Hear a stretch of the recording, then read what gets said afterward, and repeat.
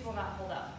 My name is Michelle. I am the program manager for InnovationX here I'm in the College of Business, actually, and work closely with Scott on the OSU speaker series. And then afterwards, we'll have our entrepreneurship club will facilitate an activity, and there's pizza coming. I heard there's pizza coming.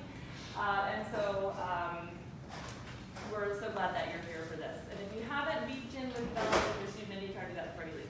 But I am pleased to introduce Jonathan Moore, who is here to share with us his absolute wealth of knowledge around all things engineering and entrepreneurship.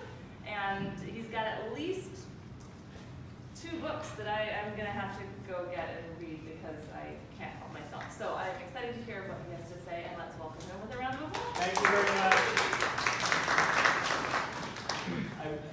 First of all, I want to give a shout out to Dr. Michelle for making this happen. And I called her up and I said, hey, well, actually, it was Scott. I called him up and he hooked me up with Dr. Michelle, which is great. So the reason I'm here, well, I'll just start. First of all, shout out, and I made it wiggle, so I get credit for that. Jonathan Moore, I have a Bachelor of Applied Science in Engineering Science from the University of Toronto, graduated in '76, so yes, I'm old. And it's ancient history, it might be, I don't know, Triassic, Jurassic, or something like that to you guys, but anyway. Just because you're students, I think, some people go, where'd you go to school? So that's where I went to school. I'm a Canadian. I moved to the States in 1980, Canada Day, July 1st, 1980, because I couldn't find the kind of employment opportunities I wanted to find in Canada. Canada, it's kind of old school, and you work for the phone company or the power company or whatever, and there's not a lot of little companies. ATI was a great little high-tech company that got bought by AMD, but that's beside the point. I co-founded a company called Orchid Technology. This is one of the products we made just to show that it's real, whatever. And that was in 1982. And then in 1986, I co-founded a company called Reach Technology that makes this, this, and this. I ran it, I was president until 2016 when me and my partner sold it, and I retired. So I'm retired. And I'm doing various things, but one of the things I want to do is be a mentor. So I put up some sheets here because I think I have stuff to help people with. And when I was either in your shoes or in your shoes in a year or 2, boy, I wish I had somebody to talk to. So I think I want to, pay back. So I designed embedded software. I wrote embedded software for that thing. I wrote an IBM compatible BIOS assembly. I got sued by IBM because I copied some other code, which is like, okay, so small companies, you steal things, okay? It's not a big deal. But anyway, they yelled at me. They didn't sue me. They threatened to sue. I said, no problem. I rewrote the code because it wasn't like hard. It was just easier to borrow it. I was just borrowing it. So there is this concept of asking forgiveness, not permission. But it worked out okay. But I've done strategic plan. I've designed hardware because I'm an electrical engineer essentially. I've done strategic planning, sales, marketing, hiring, customer negotiations. I've done white papers and web videos, and you will see one of my videos, just for fun. The employees of I have to say, okay, this is me being non-humble, but the people that I hired and work currently at the company I sold, they said it was the best job they ever had. And every time I'd go down to the manufacturing facility in California, I would go to the assemblers who were screwing all this together, because see all these fans, there's a lot of screwing around. And I would go, thank you for working here, because if you didn't work, I wouldn't get paid. If the load, I wish Jeff Bezos, or whatever his name is, would go to the Amazon warehouses and thank each of the people schlepping all his goods, because he's got more money than God. And it's because he's not paying them enough, but that's another story. I'm Canadian, remember that, socialist, but not. Okay? Please note, the talk that follows contains opinions, and my good friend says opinions stated as fact. An opinion stated as fact is almost universally annoying. So if I say C++ is absolute garbage, there will be somebody offended. But if I say it's just my opinion, or I may be wrong, this is just a little syntactic sugar, then I can say anything I want. And most people don't get offended. So that's very important, because I'm not all that humble. I'm trying to be a little more humble. But humility helps, okay? And, well, also, you don't need to offend people if you don't have to, okay? Just word device. I reserve the right to be wrong and possibly confused. Please excuse me if you feel like you're drinking from a fire hose. I'm not going to get through all my slides, but whatever. Just if you get one thing, just one little thing, that'd be great. All opinions subject to change. Quick look back on my engineering degree program, whatever. And Stephen's heard this. So the engineering science program it used to be called engineering physics. It was an honor physics and an engineering degree mashed together. So we took all sorts of weird ass stuff. Functional analysis, which Stephen might be taking if he does a math major. And it was like, at the time, it's like, why am I taking this stuff? I'm sure you guys will at some stage be taking some course and you go, why am I taking this? I'm never going to use it, right? Well, guess what? You may not use it, but what my experience is that the ability to go take a hard class and get through it and figure it out, okay, you may not use the knowledge you gain, but the experience of doing that, you get self-confidence. And then when in the real world, you get something shows up that you know, like a Linux device, we need a Linux device driver. You go do it. Instead of going, are you kidding me? You go, shit, if I mastered that, this will be easy. So there is a value for just doing hard courses, okay? And technically, it's like brain push-ups. I don't know why I put that in there. So this is what I just said. It's a big confidence booster. Labs, oh please, if you're, I don't know, how many engineers are here? Okay, we got engineers. For the labs, please. Because I did exactly what you guys may or may not be doing, which is, the lab is like, oh shit, I gotta do this lab. You read it and you say, oh, just get in there and do whatever, and then, write it up. Well, but you don't think I might learn something. I didn't, it was just follow along and get through it. Believe me, if you can look at the lab before you go there, look at the equipment, what are you actually trying to do some reading, think about it. Oh, I'm supposed to use a scope to look at this voltage because there's a phase, blah, blah, blah. Think before you go. Then when you go, you'll be like, oh, this is so cool. And then you'll get so much more out of it. And it'll be useful when you go out to the real world and you have to use a oscilloscope or a power supply or MATLAB or whatever. So in general, you get out what you put in. Please read a chapter before you go to any class, and the labs, prep for them if you can.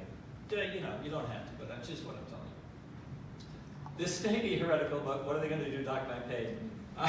Grades don't matter that much unless you're going to grad school or you need to be average to keep a scholarship or keep your parents paying. They may help you get your first job, but after that, nobody cares. People want to know, do you have a degree? And they might want to know, they want to know, do you have an engineering degree or do you have a business degree, whatever? But nobody asks you for grades. What they ask you is, what have you done? I would ask you, what have you done? Like when someone is applying for a job, the top part where it says skills, this, blah, blah, blah, I don't care about that. Skills, yeah, whatever, I don't care. What have you done? Tell me what you did. And not only that, I want to know detail. Okay, I worked on this. What did you, well, I figured this out. How did you do it? I want to know, I want to be that fly on the wall while you were working at the desk. Because that's the only way I know that you really know what you're doing. I've interviewed people that say, oh, our group did such and such. We did this. I said, I don't care. What did you do? Well, I did such and such, and we blah, blah, blah. He couldn't stay on the I. And it's like, no, never mind. Next. So, anyways, I guess what I'm trying to say about grades is extracurricular stuff like this, or doing anything, making something with a Raspberry Pi, or writing code, or doing extra stuff that you can put on a resume that says, this is what I've done. That's very important, job-wise. I put this about, but anyway, never mind. That's. So the first thing, so this talk is what I wished I'd known then that I know now. And this one, perception is reality. Okay, why am I dressed up like this? Why do I have this stuff here? To give you the perception that I know what I'm doing. Okay? And perception is huge. I used to dress like a hobo because I wanted people to like me for who I was. I used to dress like a garage dwelling geek because it was like, well, there are all these posters, all these people dressed fancy, whatever. I'm like, I don't want to be like them. So I'm gonna dress like a geek, and if somebody wants to like me, great. They'll like me for who I am, not what I look like. Wrong. People have immediate impressions, okay? So this is a $10 Goodwill jacket, okay? No, I did pay a lot. I did pay more for this tie, but you can get a good tie at Goodwill or Value Village or wherever. Yeah, these are fancy shoes, but other than that, you just, if you can, dress nice. You never know who you're going to run into on the elevator. You just don't know, and it is worth it. I know it's a pain in the ass. Well, not all the time, but anyway, that's. So being competent, hardworking, honest, having integrity are all things I value. So I assumed that others would value these characteristics more than being good looking or being a self-promoter. Now I am a male, I am white, I'm relatively, well I'm not, I haven't been hit by the ugly stick. So I have some inherent, you know, I've been starting at a good point. But still, I thought what you did mattered more than what you looked like. It does in the long run, sort of, but it also matters that perceptions are someone's reality. If they don't see you do the work, they don't know you did it. You could come up with the most amazing thing and show it to them. Well, I'll give you an example. I brought this thing here. This is an Apple phone charger. You've all seen these, right? And you look at it and you say, well, it's not a big deal. I can get one. This is $30 from Apple. Or I could get one from Samsung for $6 or from off, eBay, whatever. You don't know what's in here. Now, they do make it nice and shiny, and it comes with a little plastic wrapper, so maybe you think, okay, it's special. And, it looks kind of nice, and maybe it looks like better than the other ones. But inside here is a lot of good engineering. They put a filter so that noise from the switching power supply doesn't go back into the AC. They triple insulate the transformer so you don't get shocked by mistake. I mean, from this side, which is the shocky side, to this side, there's triple insulation. It's made well. It's very good. But you don't see it. So unless it's hard to value this. You don't see the engineering in it. So perception, I hate to say it, again, perception is reality. So I already said that. Yeah. That's why doctors wear a stethoscope, okay? Hard fact, competence and hard work in and of themselves don't offer a guaranteed reward, especially with office politics. God bless you. I hate office politics, but anyway, it happens. It works in reverse. I've hired people, I've hired people that just come off as competent and they're self-confident, ego, look at me, I can do anything, and they were useless. So you gotta be careful. Okay, so now, because perception is a reality, I thought I'd throw in a little video of your survey. It might even, they can't hear. How do I turn up the volume?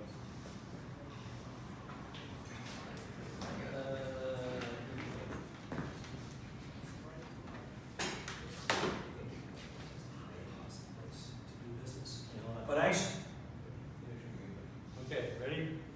Thank you. we make things onshore, unlike a lot of other companies. We never went offshore. We've always manufactured in the United States, in California actually, which is surprising to a lot of people because they think that California is a high-cost place to do business. But actually, because California has a lot of people in the manufacturing and the high-tech business, there's a lot of competition. So we can get pretty good prices to assembling in the United States. The big advantage to having our products made in the United States is control and the ability to have lead time, appropriate lead times, and also to have good quality. The problem with sending stuff offshore, yes, you can make it cheaper, but if I go offshore and make 1,000 boards or 1,000 modules, and they come back, and I have customers waiting for them, and I've scheduled everything, they come back and there's a problem, they don't work. What do I do? What do the customers do? It's like, oh, all of a sudden you can't get it, your production line's down. It's not acceptable. When you make stuff in the United States, the whole supply chain is shorter. You can find out quicker if there's a problem, and if there's a problem, you can fix it here. You don't have to send it to China. In fact, it's not cost effective to. So people, when they offshore things, sometimes they find out that they bring it back, there's a problem, and it's costing them way more than anything they save to fix the problem. So the reason I showed that video is we got a professional to come in and make the video, and this is on the REACH website. Perception, whoever educates becomes the expert, okay? So we sell these display modules that are at quite a high premium. We have a good profit margin on, or I say we, my former company. But the way to get value, more value, is it's perception. So in here, I'm trying to be perceived as somebody who knows what they're doing, who can explain the value of having things made in the U.S. Because that's one of our value propositions. We make stuff in the U.S., in California, in fact. So that was my attempt. That was my shameless plug for my video skills. Look, Mom, shameless plug. So now, here's the thing. So y'all are interested in entrepreneurship and all this stuff, which is great. Chances are, though, you're not going to start a company right out of college. But I don't know. I highly recommend you go get a job at the biggest company you can. Biggest company, because they will train you. You'll learn on the dime. You'll learn how big companies work. Because at some stage, you're going to start, if you do want to have a startup, right, which is great. You want to be an entrepreneur, start a company, that's great. But who's going to be your customer? Well, one of them is going to be a big company, right? And it really helps to know their perverted, warped, crazy thinking. Because if you've never worked there, then when you're trying to sell to them and they say, well, we don't have a CCR budget for blah, blah, blah, blah, and they tell you some stuff, and you go, what? What? I'm just trying to sell you that, oh, we need the blah, blah, blah. You have no idea what they're talking about. Big companies have layers of layers, all this stuff. So I highly recommend. I worked for Ma Bell, the mother, Bell Canada for a year, and then I went back, and then I went for another. But anyway, I worked there a total of 2 years. I recommend, because you can learn on their dime. They have great training programs. I went through management training courses. Anyway, that's what I recommend. However, the job you want, whether it's at a big company, small company, whatever, this is my talk about how to get a job that you like. Because what is it? The statistic is, I don't know, 8 out of 10 people don't like their jobs. And that sucks. And you don't want that. Okay, you do not want that. So like I said, highly recommend working for a large company before starting a business. And who knows? You might like it. If you do, stay. But you'll know after 2 years, after 1 year, if you're itching to get out because you can't stand it, and after 2 years you gotta go, yes, you graduated. Okay, that means you did a test. Big businesses are not for me. Politics, it sucks. I want to start my company. And then at least you get an impetus to do it. The best jobs are not posted. First of all, if they are posted, if the job description is posted inside the company, a bunch of people got together, oh, we need a person that does this. Oh, they need to do this. Oh, they need this requirement, and blah, blah, blah. You end up with this list of requirements and attributes that they're not going to, they'll be lucky to fill, but it's all ways to say no, basically, right? And then you have to meet HR and all this stuff, what a pain in the ass. You can do that, you can get a job that way, throw a resume in the hat, and God bless you. But if you want a job that you like, if you want a job where you're going to get satisfaction, you got to do a lot of work. Go find a company you want to work for. Go on the web, go look at all these, look at any company, you just randomly throw darts, find a company, see what they do. Are you interested in what they do? Do you want to help them do what they do? Yeah. Can you be excited about what they're doing? If you can, great. Do more research. Go to LinkedIn. Find somebody who works there. Call them up. I'd like you to take you for lunch, okay? No, the lunch might cost you $20, but it's the best $20 you'll spend. And they actually might not tell you anything, but they might, you ask them, okay, what problems does your company have? Or do you know about this part of the business, marketing or design or whatever? And they'll either say, yeah, or they'll say, you need to talk to them X. So, then that's another $20. But work hard, go find a company. So what my best employee when I was at this company, Reach, Jeff Horn, he's a Linux kernel guy. He was a web designer. He had never worked with Linux kernel stuff, device drivers embedded before. He came to me and said, I want to get into embedded. I said, huh? Who are you? Go away. He came back again. He called me. I want blah, blah, blah. I said, I'm busy, yeah, whatever. And then he called back again. He said, I want to come and work for free on Fridays, 4 Fridays in a month. He came the first time. I went, oh. He came the second time. I went, oh. And then the third time he said, when can you start? And that kind of, because he wanted to change. See, he was a web person, so he didn't get a job in embedded engineering. Embedded basically is anything that's got a computer but doesn't look like a PC. Like a microwave has got an embedded processor in it. So anything that where you don't, it doesn't look like a PC.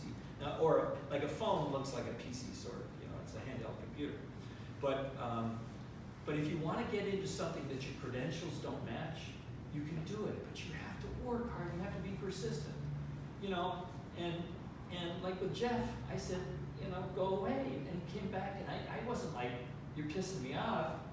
He wasn't pissing me off. So even when, you know, persistence you can think, well, I'm bothering you. Until they say, you're bothering me. You're not bothering me. So you just gotta keep banging on the door. So this is what I'm just saying, you know, blah, blah, blah. I helped this woman, Victoria, get a marketing job that she was a biomedical engineer. She'd never done marketing before. But basically, we went, Portland State has a business accelerator. And we went there and talked to these people. And they needed someone in marketing, and she's very smart and capable, and she got the job. And it wasn't really posted. So that, informational interviews, I love the concept. Just find LinkedIn, who works there, call them up. Can I take you? I'm interested in your company. Nobody ever calls me and says, I'm interested. Nobody calls me and says, tell me more about what you do. People, when you do, go, oh, I'm flattered, you know, I'm too hot. It's very flattering to be asked, what do you do? Tell me about yourself. I mean, you know, like that works for dating too, by the way. So if you must answer a generic job posting, please put a cover letter on. I would post jobs and get a stack of resumes which looked like they were just, you know, they might as well just turn into spitballs and throw them, you know? And it's like, why should I care about you? First of all, have a cover letter. Secondly, go to the company, figure out who's offering the job, go to their website, see what they do, see what you're interested in. You know, is there some part of their job that you want to make better? And say, here, cover letter. I looked at your company, I see you do this, here's why I'm interested in working for you. You know how many people that I get to do that? 0. I might get a cover letter, thank you for I'm responding to your posting, blah, blah, blah. But personalized? No. So you personalize it, and when I say personalize, I mean company personalize it. You will go to the top of the resume pile that's this thick, okay? It's not that hard, but you actually have to put in some work, you know? Sorry. And if you customize your resume, even better, but that's like graduate level, or whatever. Also, use Glassdoor.com to weed out bad employers. Go to Glassdoor and you'll get reviews of companies. If it says they suck, don't go there. Ask about annual reviews. If they do annual reviews, run away. If they do peer or self-assessment, which is the big thing now. Intel did that, and well, they did peer assessment. But now the big thing is self-assessment, where you write, you know, what my good points and bad points are. That's complete abrogation of management responsibility. Are you shitting me that they do this? It's just unbelievable. If they do that, do not work for these people. Tell them, you're wrong, go away.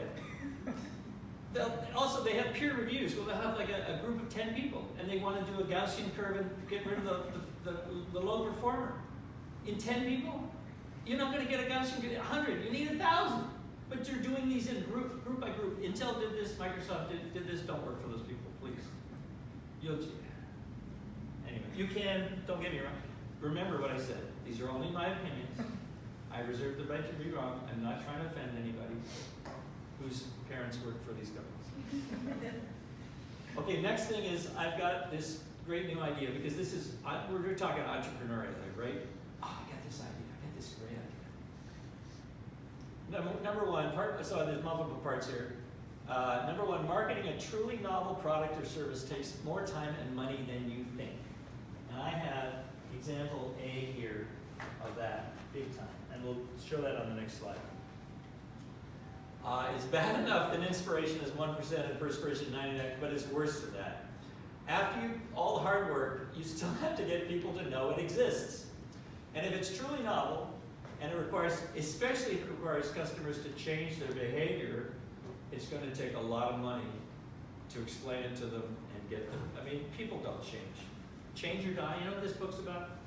This book is about people that have heart disease, that have had a heart attack, and are told by their doctor that they have to change their behavior. Exercise, diet, whatever. or they're going to have enough, they're going to die. How many out of 10 can do it? What do you think? 3? 4? 4? 1. 1 out of 10 can do it by themselves. Okay. Now you put them in a group situation with support. 6 out of 10. Okay. So the reason I'm putting that in terms of when you're advertising, if you're reaching one person, it's hard. My buddy had this hangover cure, but it requires you to drink it at night after you've gone out drinking. Now, I don't know about you, but if I go out drinking, I come home, I'm not gonna crash in my bed. I'm not gonna do anything. I'm gonna take a hangover cure in the morning. So there's tons. You go to Amazon. There's tons of hangover cures, little bottles in the morning, right? Nothing over at night, because people are gonna do it. So it's a great idea, but not worth it. Movies are a perfect example of this. If a movie costs $100 million to make, guess how much they spend on marketing? $100 million. That's because a movie is a novel product. If it's not a sequel, you've never heard of it, you don't know. And worse than that, you have like a month to tell people about it. So you have to saturate advertising. And so, that's a perfect example of why you've got to spend a lot of money if you want to come up with a truly novel idea. Either that or a lot of patience, A good example is e-cloth. I don't know if you know this. It's a microfiber cleaning cloth. You don't need soap. It degreases things because it's got tiny, tiny little hairs. Water's polar, it grabs onto the dirt and the oil. It's amazing. But they've been working on this. So now Ace Hardware has little TV screens with showing you, telling you about it. They actually have to have little TVs in the hardware store to explain it, because otherwise people go, what is it? I don't know. They move on. And that, in each Ace Hardware store, one of these setups, oh my God, the cost of that is outrageous. They must have venture capital money. So my experience with PC Turbo, that's this thing here, is the next slide. So that's the original ad. This is from 1985, PC Magazine. This is total ancient history. What we made was this. This is the big brother. This is the 286 instead of the. So when the IBM PC first came out, it was an 8088, an 8-bit processor at, I think, 5 megahertz. Insane. So we made an accelerator card that would stick into your PC. This is an ISIS slot. We made an accelerator board that would make your PC run faster. We thought this is amazing, and it is amazing. If you're doing back in the day spreadsheets or made your computer faster, you just plug it in, away you go. Well, we thought this is great. Completely novel product. Computer in the computer, uses the host for I/O. We took out full-page ads. Barely sold anything for the first 6 months. I don't think we sold one. Advertising then and now works by repetition. The first time, this is in the old days of magazines. The magazines are all dead now. But anyway, in the old days, the first time the reader sees it, ignores it. Second time, they ignore it. Third time, I've seen this before. Must be a real company, a real product. Again, perception is reality. The fourth time, I want to read the copy, but it's too long. And the fifth time, hold on, this might be useful. Sixth time, read the ad, might call or buy. It takes a long time. If it's a novel product, you have to explain why. People would say, what do you mean turbo? Well, it's like a turbocharger. Well, the car doesn't have an engine. It makes your computer go faster. Well, why do I need that? Well, the people who actually used it were doing spreadsheets and all that stuff. They wanted it. They were like, this is great. For the people who actually tried it, that had the need, it was great. But to explain it took forever. So that's okay. Number 2, I've got this great idea. Let's patent it. I'm going to make a lot of money. Let's patent it, right? What a great idea. I never patented it. And here's why. The perceived value of something having a patent isn't very large. I mean, if you're looking at a product, okay, I don't know what the product would be, but let's say it's one of these remote, it's got a little laser pointer too. Something with a laser pointer. Not very bright, is it? I think I better send this back. But you make this thing and you think, I'm going to patent it because it's so useful. Well, when I go to buy one of these, I don't care if it's patented or not. I'm sorry, I don't care. So it's not clear that having a patent really adds a lot of value. getting a patent gives you the right to sue somebody. It doesn't say nobody else can make it. It just gives you the right to sue somebody. Okay? That involves lawyers. I don't want to offend anybody, but I don't like spending time with law. I'll say that. And generally, they say the patent's only worth what you're willing to spend to defend it, because it has no value unless you defend it. Because someone can use it, and it's up to you to sue them. And it's only worth valuable if you win. If you lose, it's worth nothing. It's only worth something that's been proven in court. Robert Kearns, he invented the intermittent windshield wiper, right? He filed the patent in 1964. Ford used it in 69, not paid him a dime. He tried to negotiate, they said go away. He won a court case in 1978, okay? So he won, yippee! Look at all that time he spent fighting in court. I don't want to do that. So go ahead and patent it, but don't, and there's companies that are like, I'm going to help you patent this, get rich, blah, blah, blah. They get rich because they take your money and they, you know, so, this is, again, purely my opinion, okay, for what it's worth. I don't want to offend any attorney's message, but I'd rather be making useful things and doing useful things than spending time with them. Okay, I've got this new great idea. You may be smart, but that's not enough. So I have great ideas all the time. All the time. Wouldn't this be great? So then I do a Google search. I don't find it. That's great. You know, it's a good thing. Yeah, this will work. Look harder. Almost every time when I think I got something novel, I'll find it. It may be in a different guise or have a different name. I'm not using the right search terms. I got excited, whatever. Look harder. Someone may have done it and failed. And so that's why it's not there. Often it's like falling in love. You fall in love, but it's really with the idea of being in love. And then all of a sudden, you know, after 6 weeks, then her farts don't smell that good anymore, or whatever. Or I'm thinking, or the other way around. So that think about exactly all the things you have to do to actually implement it, because the devil is in the details. Talk to someone in the relevant field that you had to do and run it by them.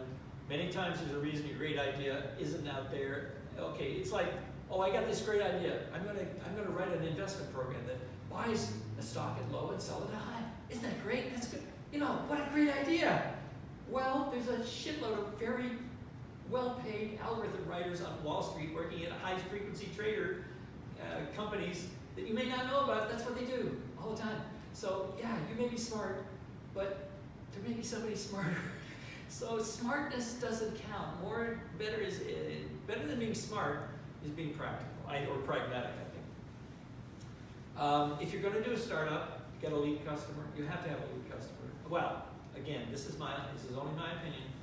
So a lead customer is somebody that needs your product, whatever product or service. Somebody who will actually pay for it.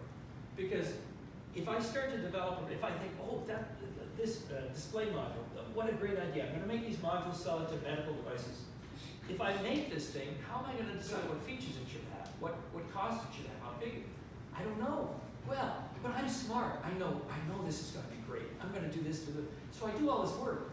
And then I go to sell it, and someone says, oh, that's nice, but what I really want is something else. And you go, you're kidding. So we call this polishing the turd. It's like, don't make something unless you have a customer, because otherwise you don't know what they want. Now, but at the same time, how do you even get to those customers? How can you get a lead customer if you don't have a product? So what you do is cobble something together. It doesn't matter how ugly it is. It doesn't matter what it costs, because in general, people can imagine what it's going to look like, okay? Put something together, put it out there, and hopefully somebody will say, oh, you know about this kind of stuff? Oh, that's great, because what I need is this. You need a lead customer. I think you need a lead customer. That's how we worked, and that's how it always was great. This was developed initially for Bally, the people who, actually this was developed for Cyton. They make dermatological skin lasers, and they needed a front-end display for it. This is a really good one. Okay, this is a good one. There's this concept, if you want to find out if your product or service is filling a need, okay, is meeting a need, what you do is put up a website and call it, mygreatidea.com. It doesn't matter what it's called. Come listen to me.com. Buy the domain for $10 from GoDaddy. And then have it point to a couple of one or two web pages that lays out your value proposition. It lays out what your product is and why someone should be interested. And at the bottom say, if you're interested, call this number. Then buy Google search terms to find that page, pay as much as you need to get it on the top of the search results. And then people, if they're searching for your great idea or your great product, they will come to that, they will see that page. If they read your value, if you read your value proposition or what you're trying to do, and it resonates, they'll call.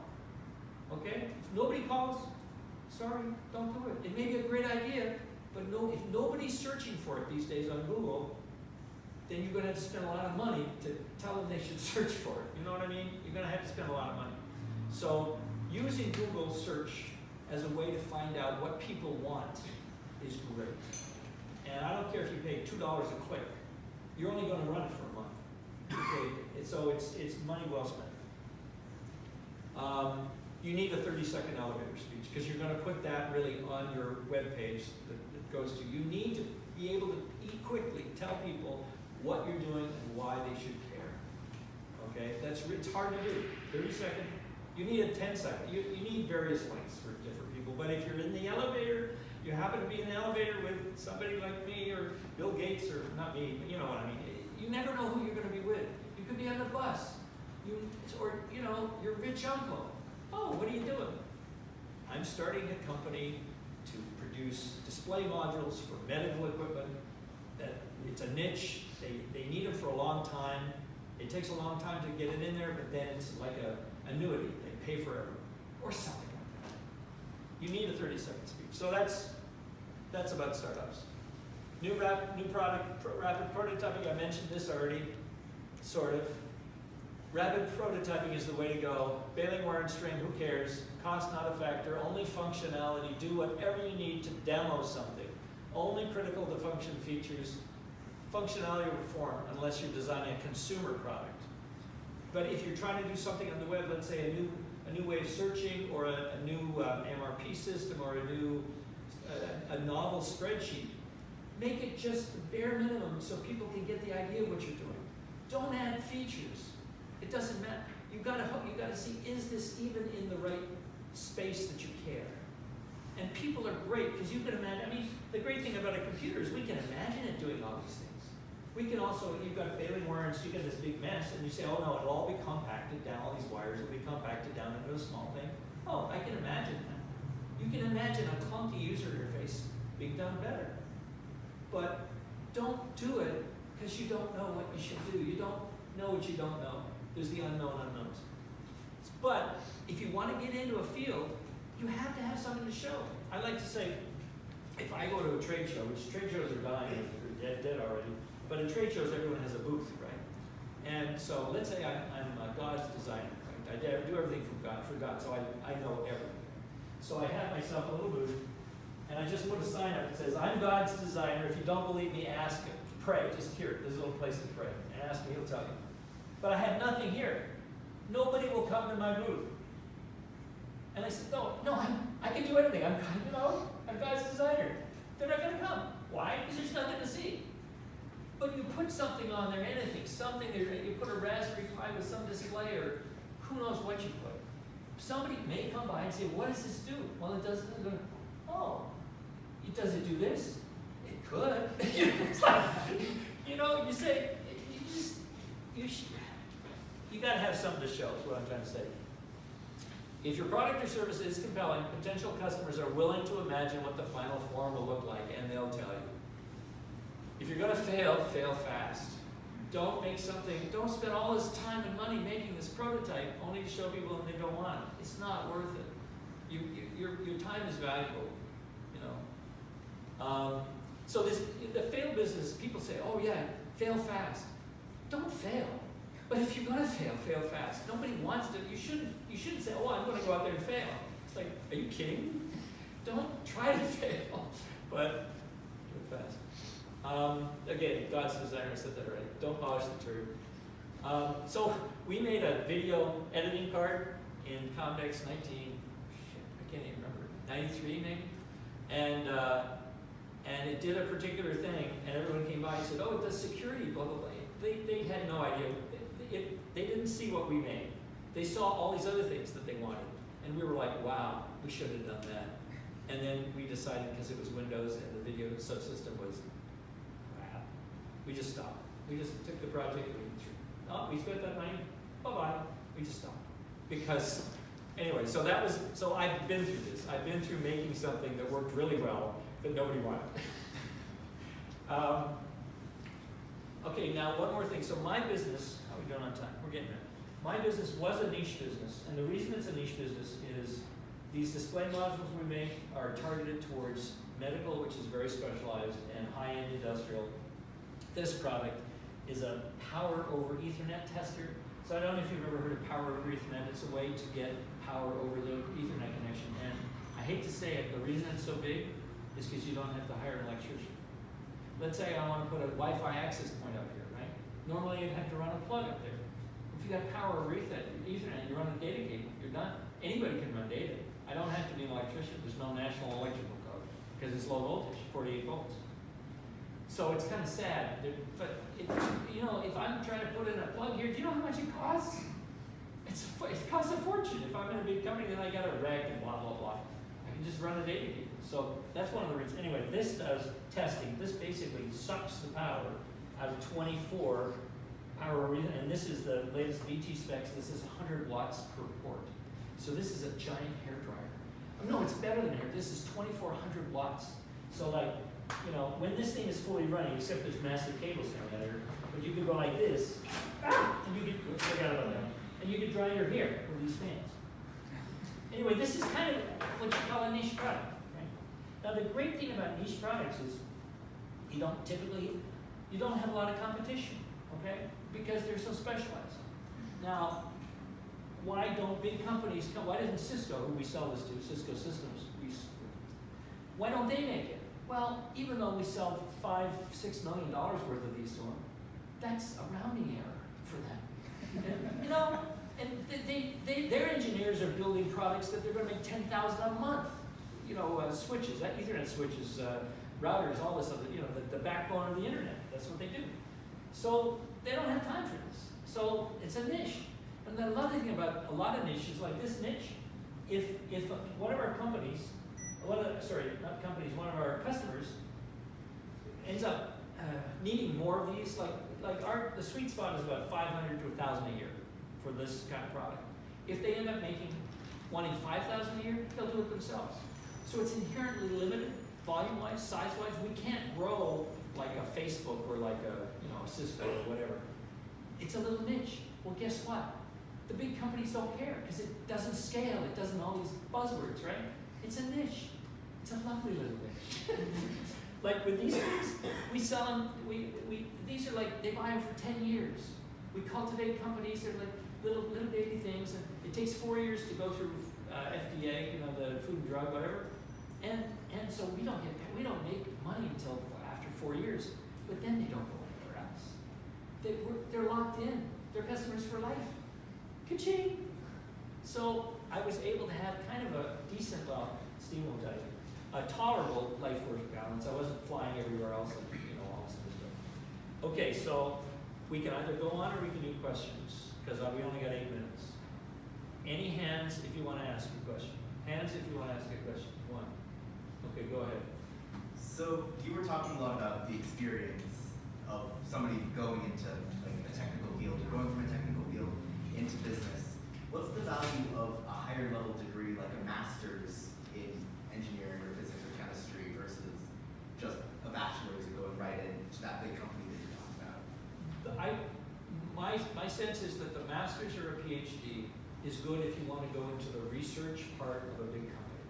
But in terms of starting your own company, unless like OSU is big on microfluidics, right? Theranos, that failed company, they lied and cheated. If you're working on a microfluidics application, and you get a master's, you get a PhD because it's unique and you know how it works, and you want to then, once you got your PhD, go start a company with this patented, and that you would patent technique, or you're going to get VC money and they're going to hold your huevos tightly. I could talk about that in another story. But then a master's or PhD would be useful. But otherwise, not so much. So I have 7 minutes. Okay, let's keep going. So I recommend niche business. Dancing with elephants, that's when you're like competing with Amazon. Don't do it. VCs, yeah, anyway, blah, blah, blah. So though they who educate becomes the expert, that's a big deal. So if I want to say I'm the expert in something, if I educate, if I do a series of videos about running a business, whatever, guess what? All of a sudden I'm a business expert. You know, it's amazing. If you educate, you become the expert. That's really an interesting point. Yeah, so we had a great niche. Referral and repeat business beat salespeople. We didn't have a salesperson. We hired and fired several salespeople. Typically, okay, again, I don't want to offend anybody. Does anybody have salespeople, fathers, parents? Okay. But in my experience, managing them is really hard. But the worst case is they sell products you don't have, and they make promises you don't want to keep. Referral and repeat business is the best. Anyway, blah, blah, blah, blah. Yeah, no, the big thing is referral and repeat business, they don't say how much, they ask when. Like if you're a consultant charging by the hour, they don't say that's too much. They say, when can you start? Because they know you can get the job done. So, you know, these people they already know this perception is reality. Value proposition is key to pricing. If you want to price a product or service, you have to understand the value proposition that the customer sees. If they don't see value, they're not going to give you a premium, and you want the premium. I can go into all the ways I screwed up on this, but I'm just going to quickly go through a few of these things. What I love is the price justification. So when we were selling this display module, for example, is probably $800, and someone goes, "That's way too expensive. I could do this with a Raspberry Pi and a display. I can get it off eBay. I can get it from a SparkFun, right? For $100. Well, how can you sell that for $800? Well, I say, well, first of all, we give you the number of the engineer that wrote the code. If you have a problem, if you spend more than 15 minutes fighting with it, call Ralph. Second of all, is this for a medical device? Okay, it's going to take you 4 years to get through FDA. Then how long do you want your product to be around? For one thing, you're going to take this thing and you're going to integrate it into the product. So it means your metalwork and injection molding stuff. You're going to go through regulatory. You're going to make sure it doesn't emit to wrong frequencies and all that stuff. What's it worth? Long-term availability, what's that worth to you? Blah, blah, blah. I go down these things. I say, what of this don't you want? Well, I want all of that. I said, well, you're not going to get it for the $100. Oh. If you make the value proposition and it's a valid one, people will say, okay, I'm going to pay. But you have to make the value proposition. You have to understand their buying process. How do they evaluate? Do they see value? If they don't see value, they're not going to pay. So blah, blah, blah, blah. Service. So our company, we sold high-tech stuff, but in this, we really sold service. The great thing about service is Asia can't do it. So they can make this stuff cheaper than me, but they can't outservice me because I'm here in the U.S. and I know how to give good service. Blah blah blah. Blah blah blah blah. I don't know if you care about this. I have more stuff. I'm hoping to write a book with all this stuff, and you guys will all get copies, and we'll see what happens. But there's one more thing I wanted to talk about. It's not that. Bidding for work. This is really interesting because if you ever end up doing hourly work, you're going to bid. You'll see requests for proposals, requests for quote. Oh my God, I hate them. Everyone hates them. But you can get around it. There's ways to get around it. Blah blah blah. That's new. I've got a new product development secret, but I can't tell you because you're not under NDA. Hiring staff is really critical. Business to business versus business to consumer. Business to business, yes. Because you're dealing with you're not dealing with fads and fashion. Business to consumer, when we made these kind of products, plug-in boards for PCs like graphic accelerators, like NVIDIA, whatever, so we would make a new one. And we'd look for the review in PC Magazine. And either it would be glowing review, in which case we're screwed because we didn't make enough. People were yelling at us, when can I get mine? Or we get a shit review, and we get thousands on the shelf that we're just going to have to throw away. It was like, as an engineer, it's like, are you kidding me? It's so fickle. So that the fashion, the business and consumer takes a different mentality. If you're good at it, God bless you, go kill it. But it ain't me, babe. It's ride the tiger. You're either going to soar or flop. And there's an example, Osborne Computer had a hit on their and then they couldn't make enough. It's a longer story. Anyway, what else do I have? Large software project was this. Let me just do this one thing and then I'll shut up, okay? Forget all that. This. Software engineers are not equal. And again, we know this, but let's be sure that we all know it and know what its ramifications are. The best software engineers are at least an order of magnitude more valuable than your really average engineers. How many agree with that statement? Very good. Believe it or not, though, some people don't still. Okay, so what he said, this is Brian Cantrell, who runs this company Joyent that does Linux containers. Just to reiterate, the most productive software programmer is 10 times more productive than the average software developer. Not the worst, the average. Okay? If you're going to start a company that needs software, you need one of the 10x people. 3 10x people can do, oh my God, you can do this company that got it's a long story, but they did Java middleware. There were 4 guys. It was amazing how much stuff they generated. And they sold the company for, I think, $77 million, and they all retired. This was about 10 years. No, even not longer. Anyway, show and tell. Thank you. I have a question for you, though. Last thing. If I did do a book with some of this stuff, how many people would be interested in purchasing it from Amazon, print your own, or no? How many people would be interested in buying one?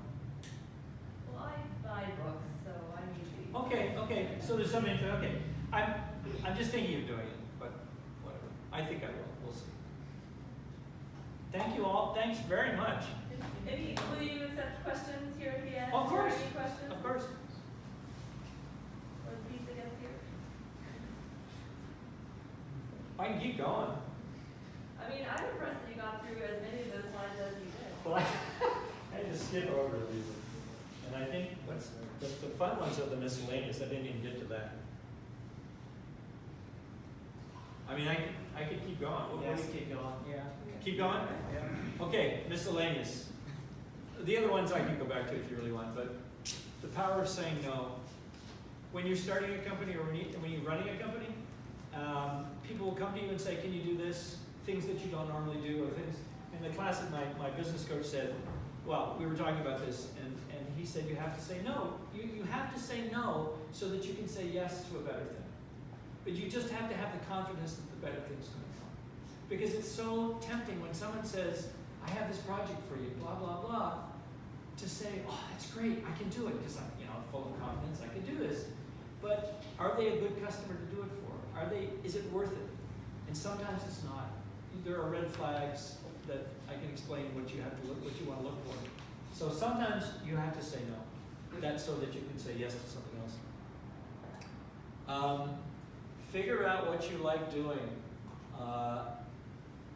Don't try to be something you're not.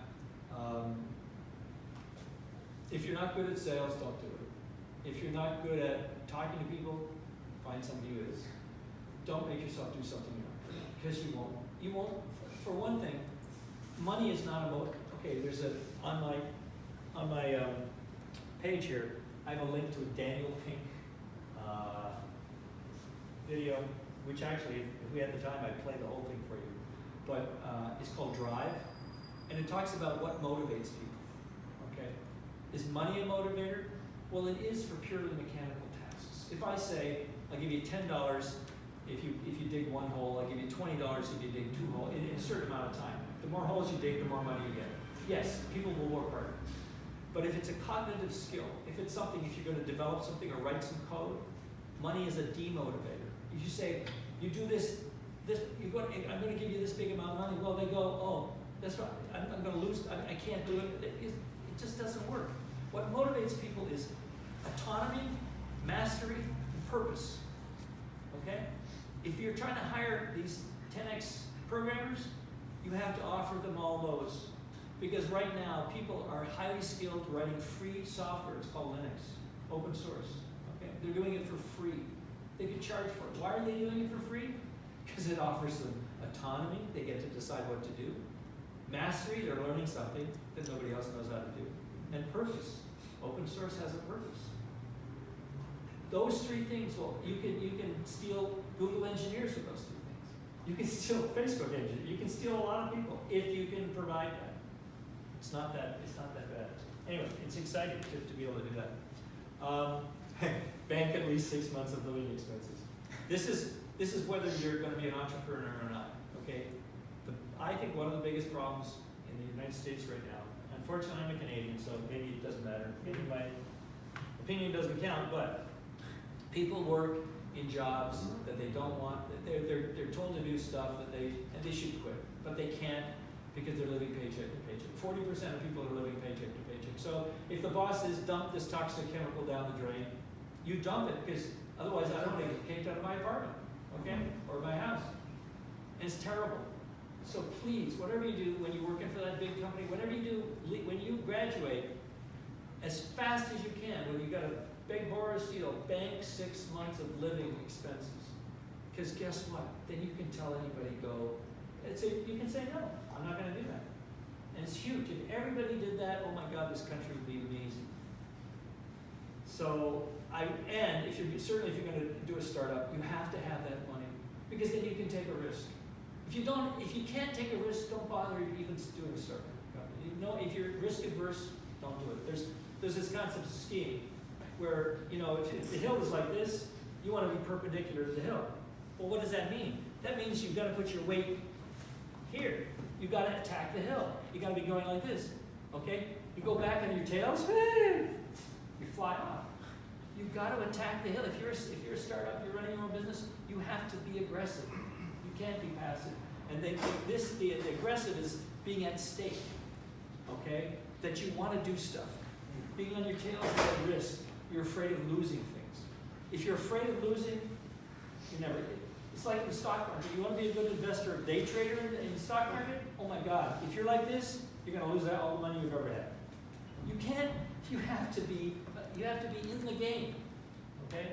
So you want to be at stake, and that's a great test. Are you a natural entrepreneur or not, okay? Are you willing to take risks? And taking risks is great, but please, don't get kicked out of your apartment. So get yourself up 6 months. I was very, very lucky. I started my first company, Orchid, and then I got bought out. And over time, I got bought out. I had a 10% share. I got bought out, and I used that to start my next one. Learn on someone else's dime.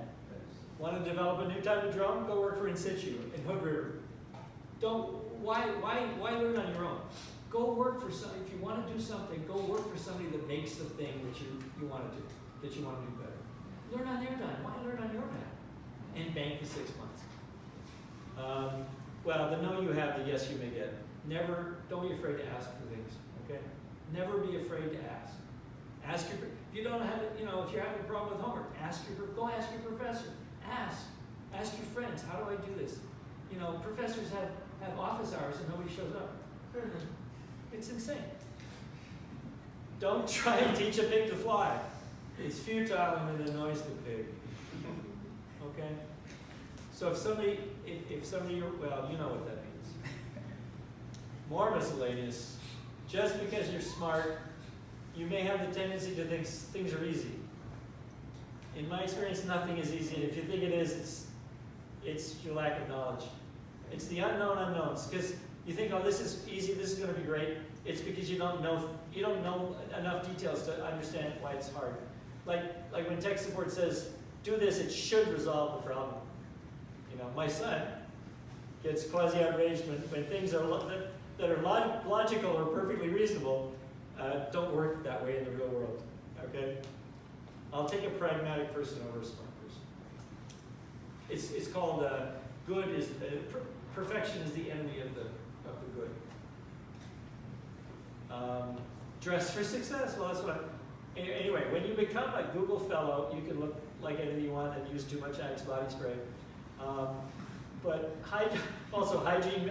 I gave a little summary of this talk to some people in my old company, and this engineer said hygiene. That was funny. If you're serious about maximizing your success chances, try and look good all the time, if possible. You never know who you may randomly run into. Value Village. If you don't have money, go to thrift stores. You can get amazing clothes. It's not about money. It's about care. It's about intent. Choosing your co-founders. Oh, Jesus.